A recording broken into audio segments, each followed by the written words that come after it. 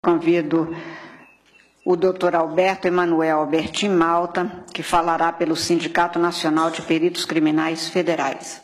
Vossa Excelência tem até 8 minutos também para se pronunciar e está com a palavra. Obrigado. Excelentíssima Presidente, excelentíssimo relator, ministro Gilmar Mendes, excelentíssimos ministros, excelentíssima Ministra. Falo em nome do Sindicato Nacional dos Peritos Criminais Federais.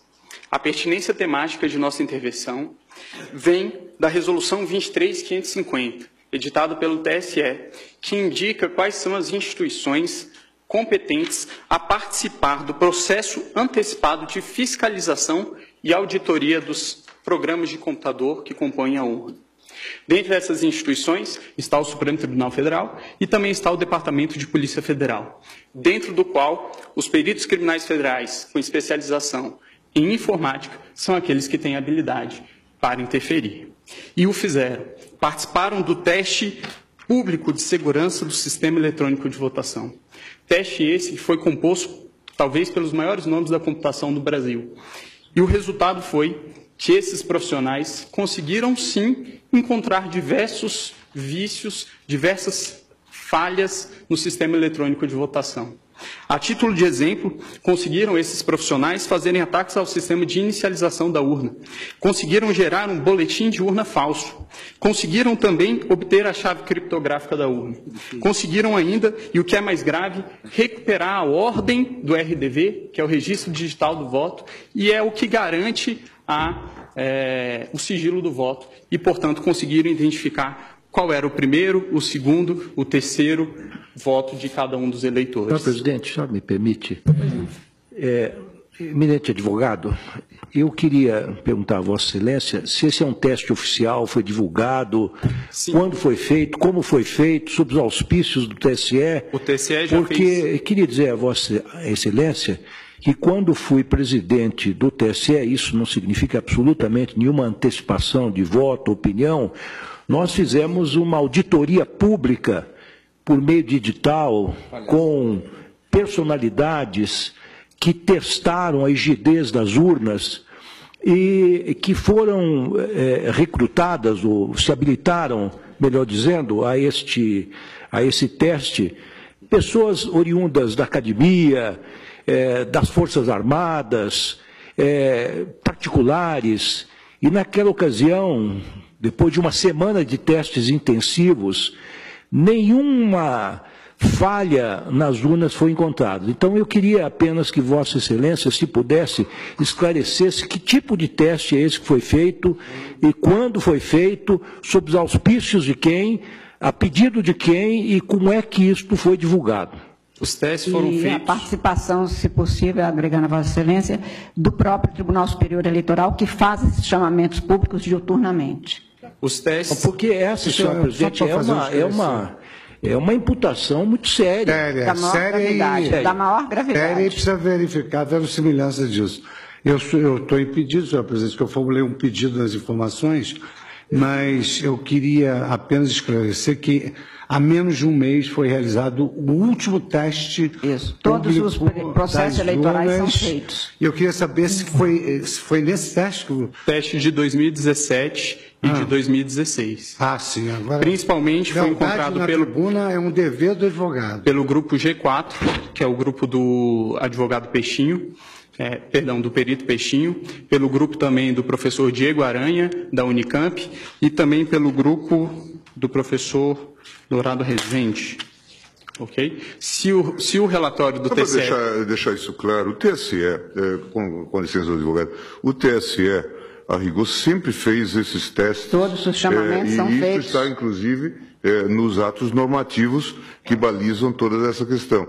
E houve, de fato, e o tribunal sempre chamou, na verdade, chama os melhores hackers, os melhores peritos, para fazerem esse teste em nome da segurança do sistema. E depois faz o reteste, de modo que isto, neste caso, inclusive, o tribunal reconheceu o trabalho do professor Diego Aranha, que conseguiu progresso, mostrou falhas e depois houve a reprogramação. De modo que isto é absolutamente normal e só mostra a seriedade com que o TSE tem-se havido nesse tipo de matéria. É absolutamente rotineiro isso que se faz. Mas só para efeito de... É que essa é uma afirmação que está sendo feita da tribuna, é muito séria. O questionamento do realmente. ministro Lewandowski, exatamente porque talvez as pessoas não saibam que estes testes são feitos a cada período, publicamente, com chamamento público e dado à pública, inclusive, todas as informações relativas,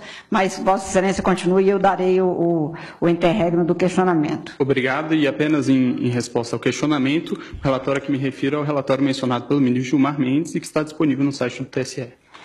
A minha indagação, o último reteste feito é de 2018, esses 2017. dados? 2017. 2016, 2009, 10, 16 e 17.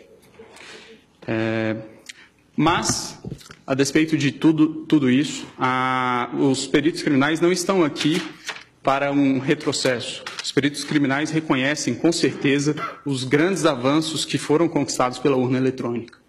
E é bom que fique bastante claro que a impressão do registro de voto não é um adeus ao voto eletrônico. O voto eletrônico permanece sendo um voto eletrônico, apenas com mais um mecanismo de auditoria.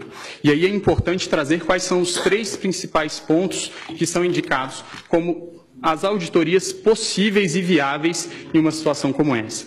Indica os técnicos responsáveis pela elaboração do sistema que o RDV seria o registro digital do voto, seria um mecanismo para se apurar, se embaralhar os votos e se apurar a quantidade de votos.